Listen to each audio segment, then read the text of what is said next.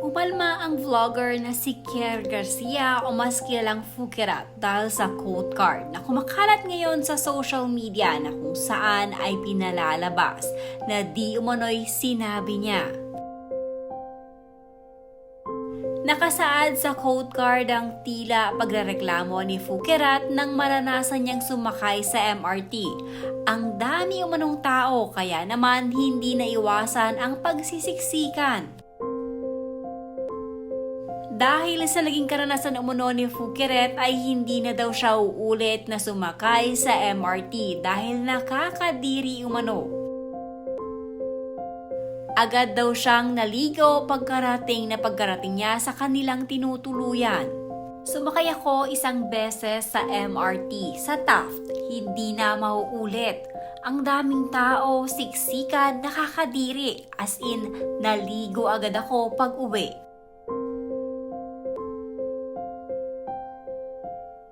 Dahil sa fake quote card na ito ay naglabas ng kanyang sentimiento ang komedyanteng si Waki Kiray. Ha? Totoo ba to? Girl, kung totoo to, bakla ka. Alam mo ba yung mga nagsisiksikan sa MRT, sila yung mga masisipag at nagtatrabaho para kumita ng pera. Nag-MRT para makatipid at mabilis makarating sa kanilang mga trabaho. MRT uli pag-uwi para makapiling ang kanilang mahal sa buhay. Kahit sa maikling oras kasi gigising uli ng maaga para magtrabaho. Kung nababahuan ka at nagdidire, mag-grab ka, mag-taxi ka, ang arte mo mukha ka namang tatay.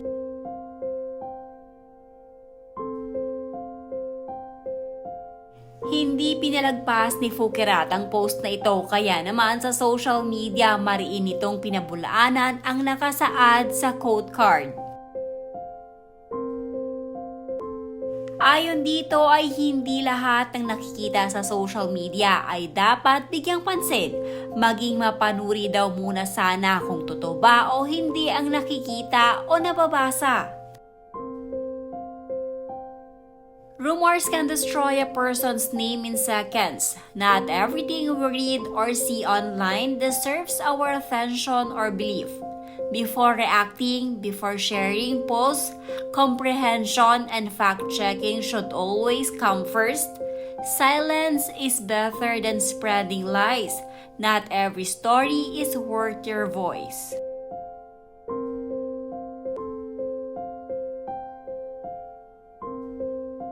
Walang direktang tinutukoy sa kung sino ang sinasabihan ni Fukerat, ngunit ayon sa ilan ay tila para umano ito sa komedyante matapos mag-react sa fake quote card.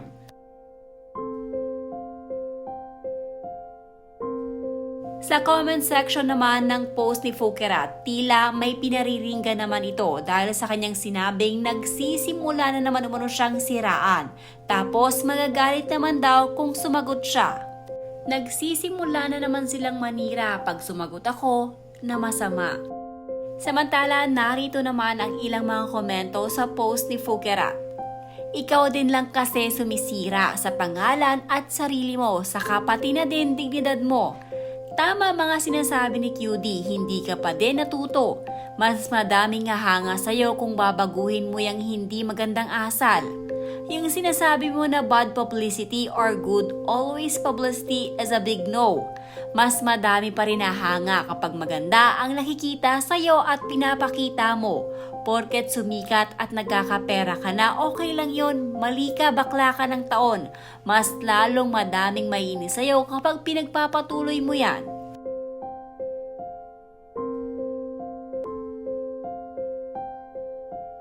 This proved the fact that everything you see on social media is not factually true or real.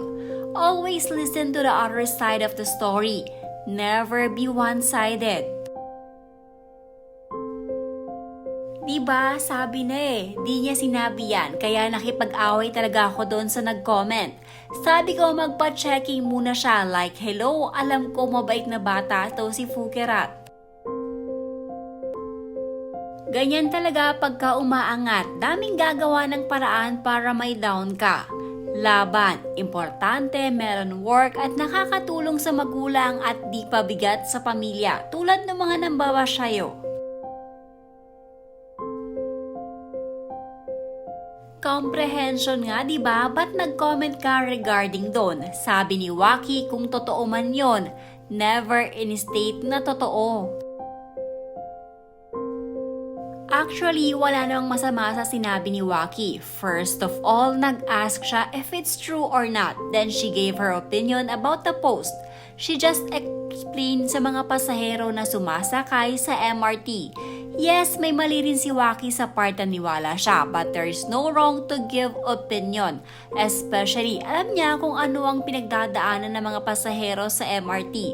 No hate kay Fouquerat, she's one of my stress reliever.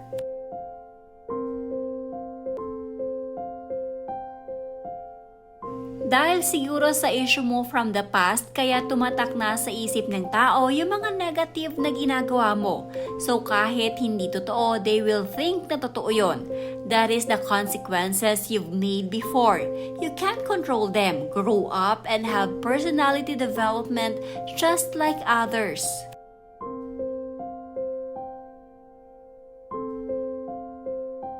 You should apply your caption to yourself, Fouquerat.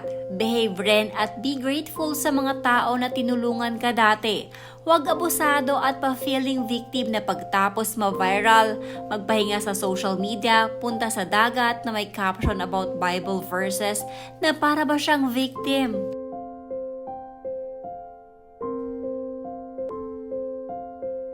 Next time kasi mag-ingat sa mga sinabi. Alam mo naman sa panahon ngayon na bubuhay yung mga tao through on social media. Maling galaw at maling kilos o maling salita, tama man o mali yan.